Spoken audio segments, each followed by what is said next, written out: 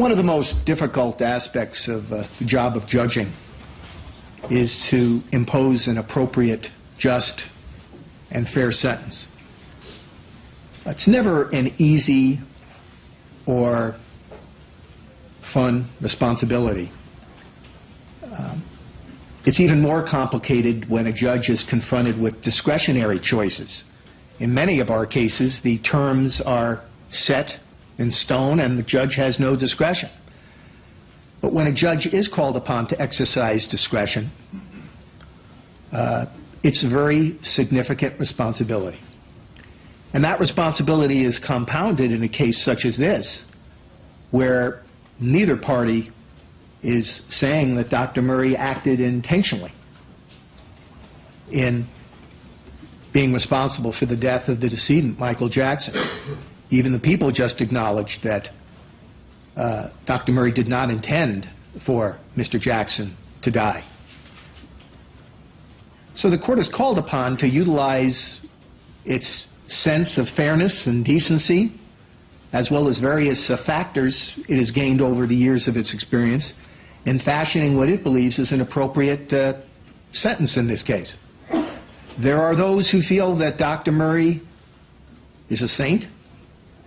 There are those who feel Dr. Murray is the devil. He's neither. He's a human being. He stands convicted of the death of another human being.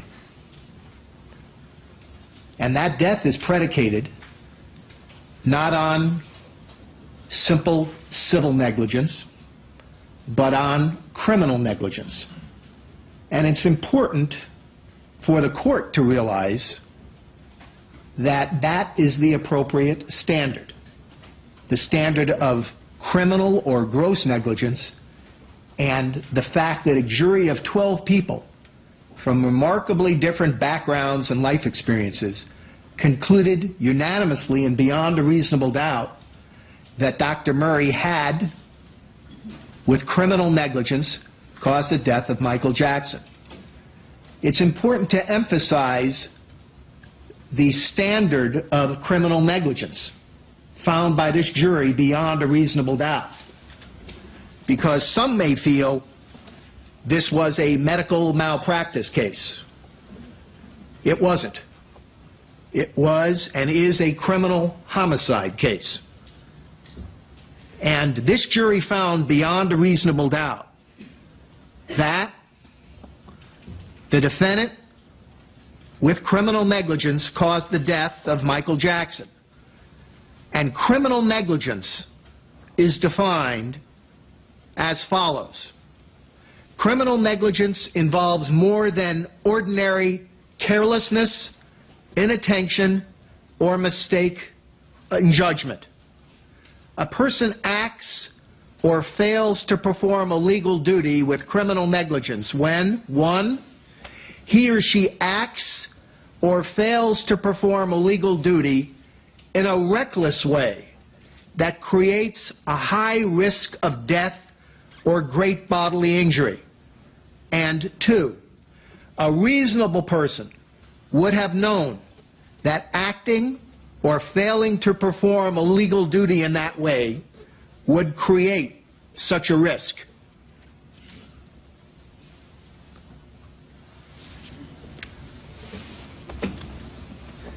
A person acts with criminal negligence when the way he or she acts is so different from the way an ordinarily careful person would act in the same situation that his or her act amounts to disregard for human life or indifference to the consequences of that act. It's important to remember and focus on those terms and not to treat them cavalierly, as some might, by saying, oh, well, it just happened. And, oh, well, if it weren't for Dr. Murray, someone else may have been involved. I categorically disassociate myself from those types of statements. This is not a question about what might have happened or what if someone else had been involved if not for Dr. Murray,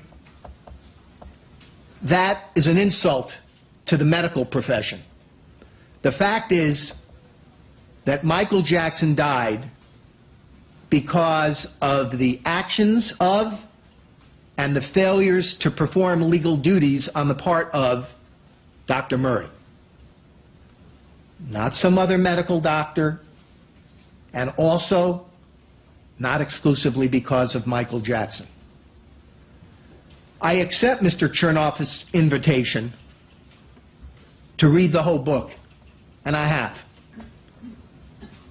I've been impressed by the submissions from family and friends and associates of Dr. Murray.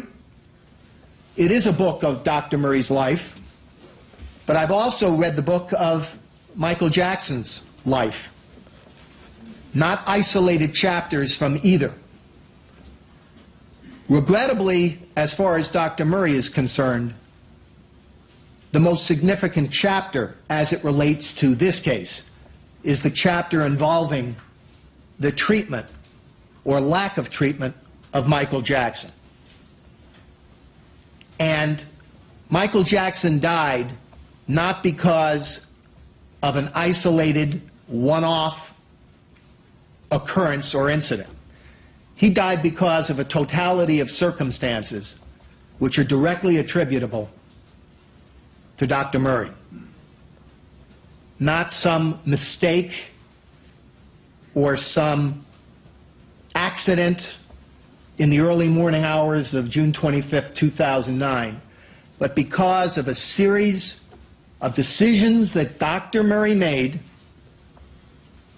which jeopardized his patient, which violated his obligations to his patient and the essence of his Hippocratic oath.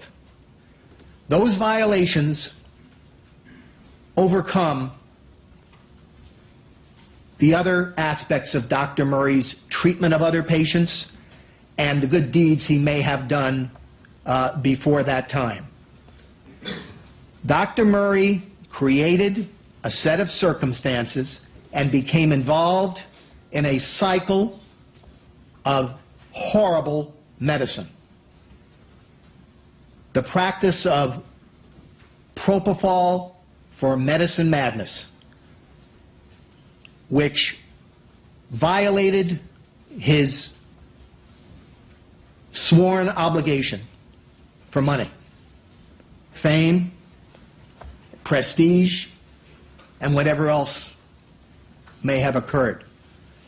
So I don't look to one isolated incident in terms of the misdeeds of Dr. Murray or the deeds of Dr. Murray. But insofar as this case is concerned, Dr. Murray engaged in a recurring, continuous pattern of deceit, of lies, and regrettably, that pattern was to assist Dr. Murray. It is almost inconceivable that Dr. Murray would have persisted in this pattern over such an extensive period of time. The lies, the deceit began and continued, as we heard, for 6 weeks' worth of testimony to build up an absolutely astounding set of circumstances. The lies from the inception of his medical relationship at the Holmby Hills residence in terms of ordering propofol in staggering quantities, unprecedented quantities. The lies to the pharmacy and to the pharmacist. The sophisticated, intentional deception in that regard. The lies and repeated deception to those associated with Mr. Jackson, whether it be members of the staff and also members of the production team, AEG, and Mr. Jackson's personal and professional associates. The continuing series of lies to Michael Jackson's security and staff personnel at a critical point in time. The unconscionable lies to healthcare providers, lifesavers, paramedics, and medical personnel at UCLA, which were not designed to help his patient, quite the contrary, which were designed to deceive and give Dr. Murray a way out. The efforts on the part of Dr. Murray to subvert the process by attempting to destroy evidence. Subsequent efforts to cover up by distortions and lies to law enforcement. If one looks to the crime of involuntary manslaughter in a vacuum, one can say this may be something that went terribly wrong, and it's tragic.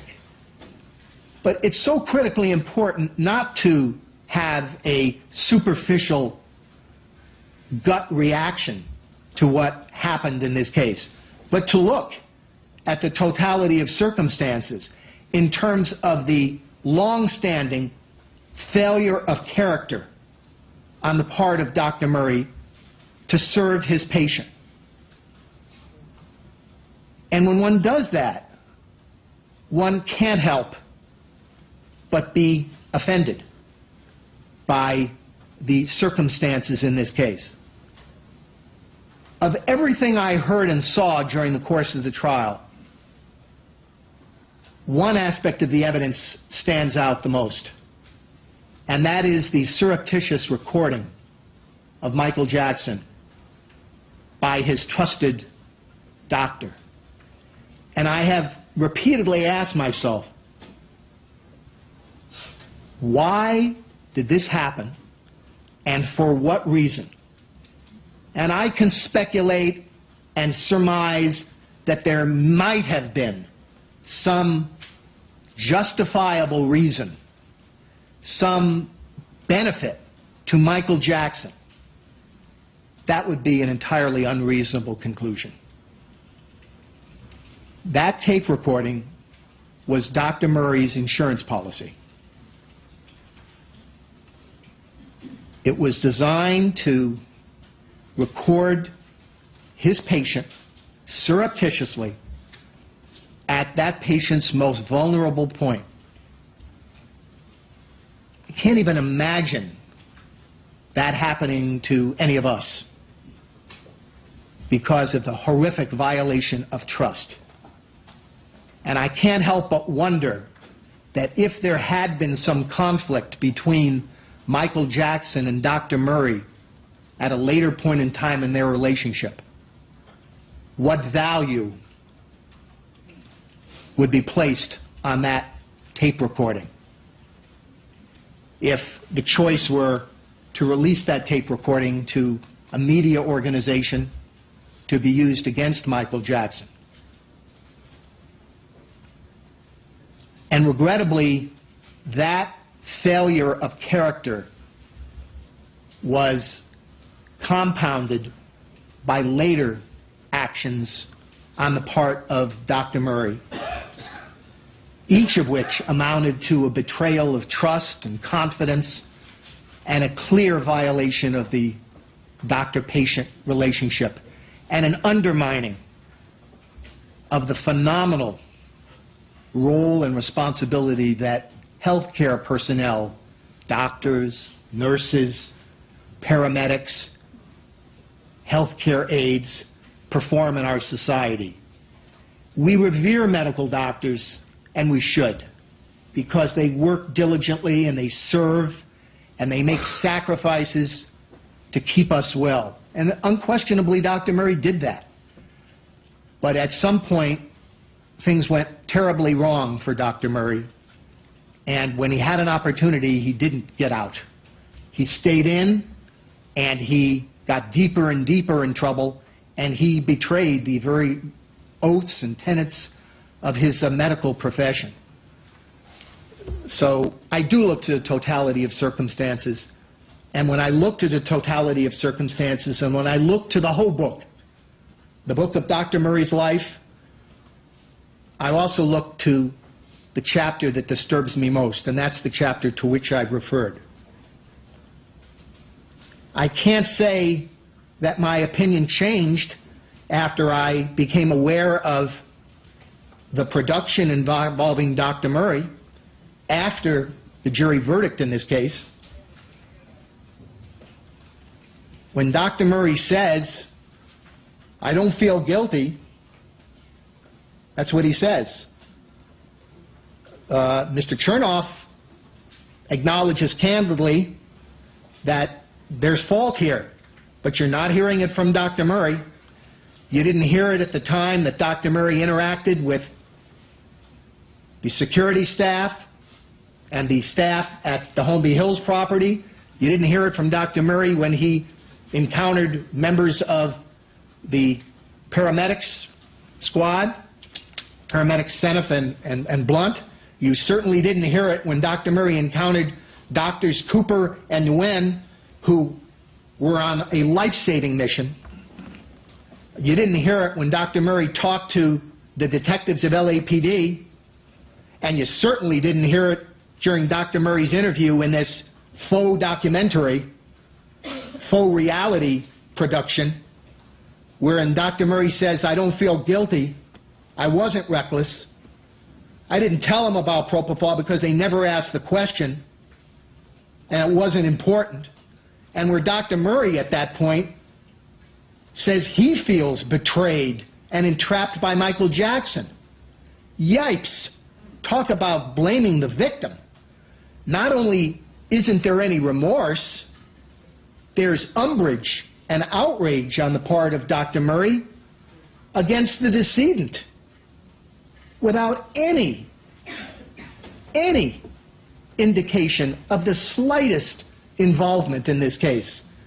To hear Dr. Murray say it, Dr. Murray was just a bystander who sort of came upon a scene and was put in this situation because of everybody else's actions other than himself, whether it be members of the family, whether it be members of AEG, whether it be Mr. Jackson or anybody else. Those are factors which cause me tremendous concern, because the essence of probation is a recognition that someone may have done something wrong, some responsibility, some remorse. Why give probation to someone who is offended by the whole idea that that person is even before the court? You can't have probation when there isn't an acknowledgement of rehabilitation and responsibility. And regrettably, Dr. Murray doesn't have any of them. Dr. Murray certainly is statutorily eligible for probation. I looked valiantly for efforts to satisfy myself that while Dr. Murray was legally eligible for probation, he was suitable for probation. And I really didn't become convinced I could find any. Dr. Murray is eligible for probation. The court declines to grant probation in this case for a host of reasons. And in making that decision, I acknowledge that Dr. Murray has, throughout his 58 years, provided services to the community and has helped many individuals. But I also acknowledge that he unquestionably violated the trust and confidence of his patient, Mr. Jackson, on a repeated nightly basis. Michael Jackson, as a patient, was vulnerable because Dr. Murray put Mr. Jackson in a position where Dr. Murray was responsible for the very life of Mr. Jackson. Dr. Murray engaged in a sophisticated scheme to obtain propofol through insidious means by lying to the pharmacist, to concoct a story, by not keeping records, and by allowing his personal life to interfere with his professional responsibilities. At the very time that people are depending upon Dr. Murray to be candid with them regarding Mr. Jackson's medical condition, Dr. Murray is lying. He's lying to the AEG people, he's lying to Mr. Ortega, he's lying to the insurance carrier, and anybody else he can, and he's engaged in personal matters while he should be paying attention to his patient. Anybody who takes an objective view of what was going on here has to come to an ineluctable conclusion that Dr. Murray abandoned his patient. And this is not a simple one-off occurrence. This is an unacceptable, egregious series of departures from the appropriate standard of care, which undermine the physician-patient relationship and which are a disgrace to the medical profession. An honorable profession which bears the blot, the scourge of what happened here. So we're not talking about a single isolated mistake. What we're talking about is a gross continuing deviation. So for those factors, the court makes a determination that Dr. Murray is not a suitable candidate for a grant of probation. The request for probation under the rules of court is denied. The question then becomes, what is the appropriate period of incarceration? The court has many options, including hybrid type sentences as authorized by the Realignment Act of 2011, and straight sentencing. This court does not have the legal authority to actually send and imprison Dr. Murray in state prison. I do not have that legal authority, and I certainly am going to follow the law in that regard. The legislature of this state signed a Realignment Act that declares certain offenses, while felonies, not to be served in state prison, and involuntary manslaughter is one of those. I do not have that legal authority. I must determine the appropriate sentence, and in making that determination, the court is guided by a triad of possible sentences that the court can impose: 2, 3, or 4 years. The court no longer has to weigh what are called aggravating circumstances or factors versus mitigating circumstances or factors, but has to give a statement of reasons. The court has determined that the appropriate term is the high term of 4 years imprisonment. I do so because, once again, I find that Dr. Murray abandoned his patient who was trusting him. His patient was vulnerable under those circumstances, having been administered potentially dangerous drugs by his medical provider. Dr. Murray's course of conduct extended over a period of time. Dr. Murray repeatedly lied, engaged in deceitful misconduct, and endeavored to cover up his transgressions. He violated the trust of the medical community, of his colleagues, and of his patient. And he has absolutely no sense of remorse, absolutely no sense of fault, and is and remains dangerous. It's easy to say, oh, well, Dr. Murray's a medical doctor. He's a smart, sophisticated man. He does not have a criminal history. He may not be licensed to practice medicine in the future, although that has nothing to do with me. I have no authority over that. The fact remains, Dr. Murray is offended by that patient dying. And I don't have any idea what will prompt Dr. Murray to do or not do something in the future that may be dangerous to a patient.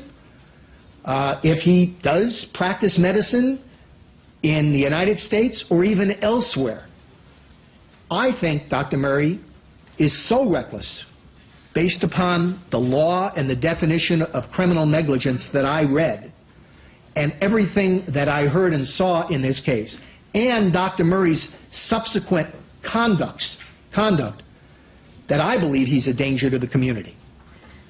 I've taken into account all of the factors. I've stated my reasons, and those reasons, the nature and character of the offense, distinguish this charge of involuntary manslaughter in this case, and this conviction of involuntary in this case, from other cases involving involuntary manslaughter.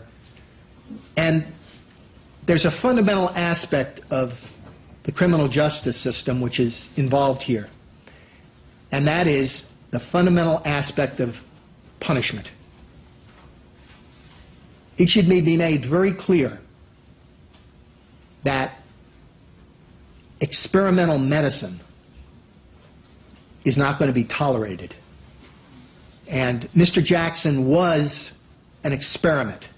The fact that he participated in it does not excuse or lessen the blame of Dr. Murray, who simply could have walked away and said no, as countless others did. Dr. Murray was intrigued by the prospect, and he engaged in this money for medicine madness that is simply not going to be tolerated by me. So as to sentencing in this case, the request for probation is denied. The court imposes the high term of 4 years imprisonment in this case.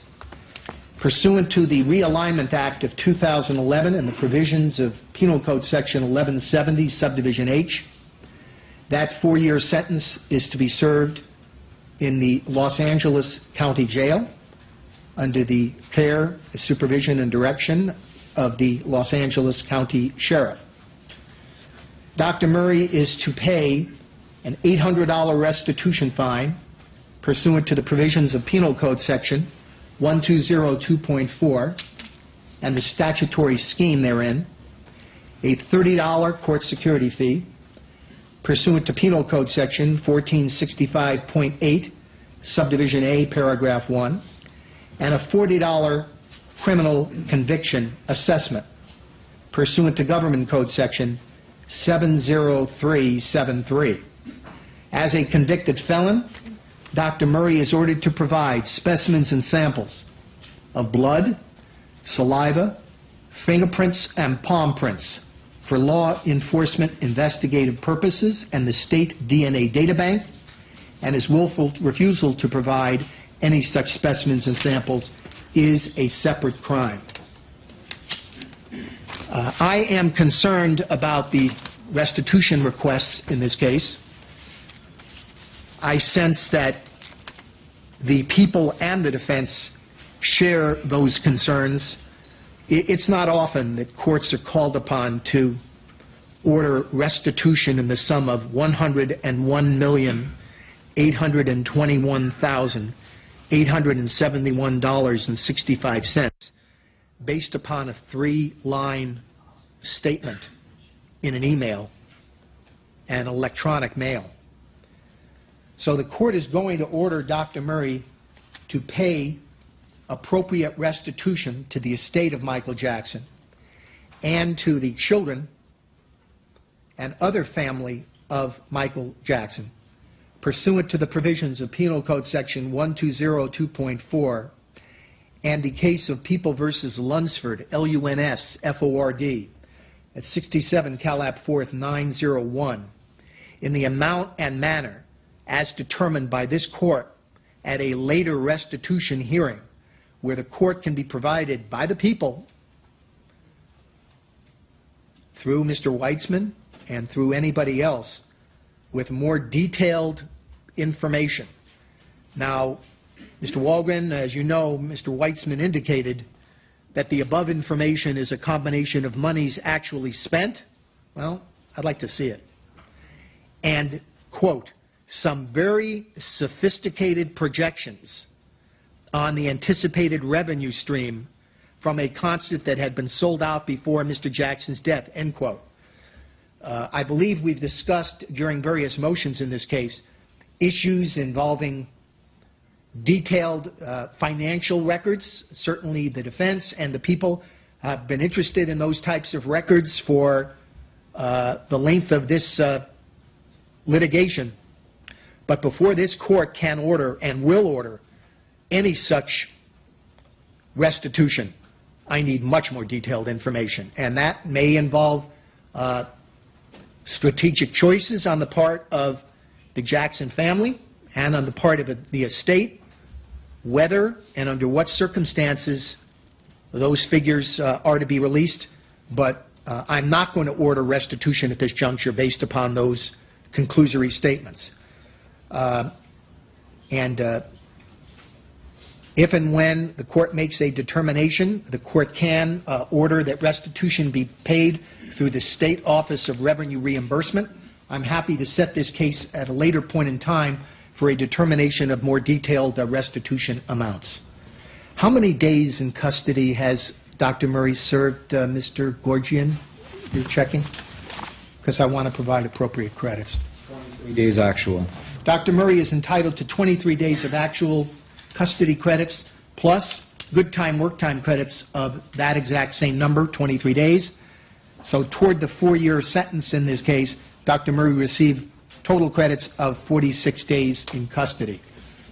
I invite counsel to suggest another date when this matter can be calendared for a determination of appropriate restitution, unless you want to simply defer it and notify me in the future as to a date. That's up to you.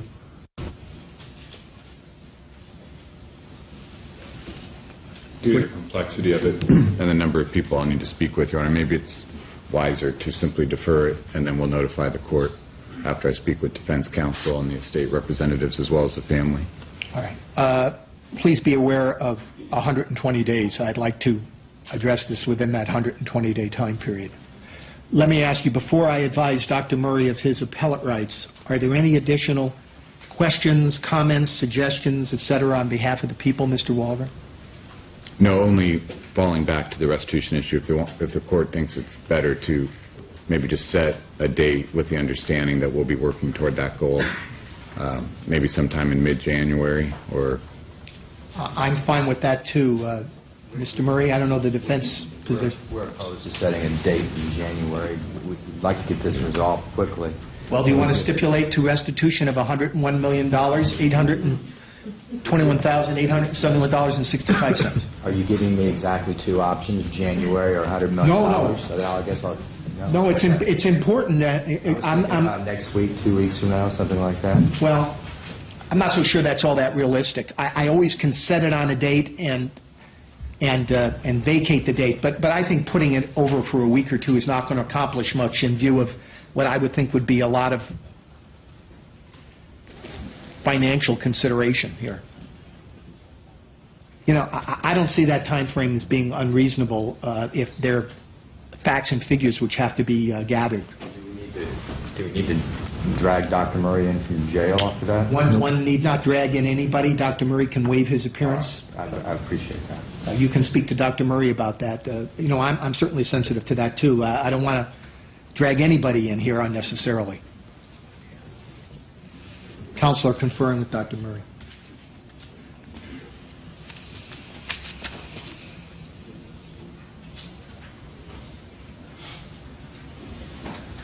Murray will waive his personal Dr. privilege. Murray, you have a right to be present during any proceedings in which I make a determination of whether I'm going to order any restitution in this case, and if so, the amount. Do you understand that right, sir? Yes. Do you give up that right and agree that your interests can be represented by those of counsel? Yes. Counsel join in the waiver, Mr. Chernow? Yes, sir. There's an express and explicit, knowing and intelligent, free and voluntary waiver by Dr. Murray of his right to be personally present. So what date would you like to pick in January? Can I reach back real quick, get my calendar? Yes, please. Week of the 23rd, Your Honor, if that's agreeable with the court and counsel. Well, it actually have to be on the 23rd because I've got a must-go case starting the 24th. That has been a must-go case, which has been must-go during the course of this trial. And finally, that case is a must-go. So if Monday the 23rd is okay. That's fine, sir. 23rd of January. Mr. Waldron? That okay? That's fine, Your Honor. Thank you. All right. Further proceedings regarding restitution are set Monday, 23 January 2012, 8:30 a.m. in this department without the presence of Dr. Murray. With that in mind, is there anything else that I should address before I advise Dr. Murray of his appellate rights? Mr. Waldron? No, thank you, Your Honor. Mr. Chernow? No, Judge. Thank you. Dr. Murray, you have an absolute right to appeal the guilty verdict in this case, the sentence, and the judgment of conviction.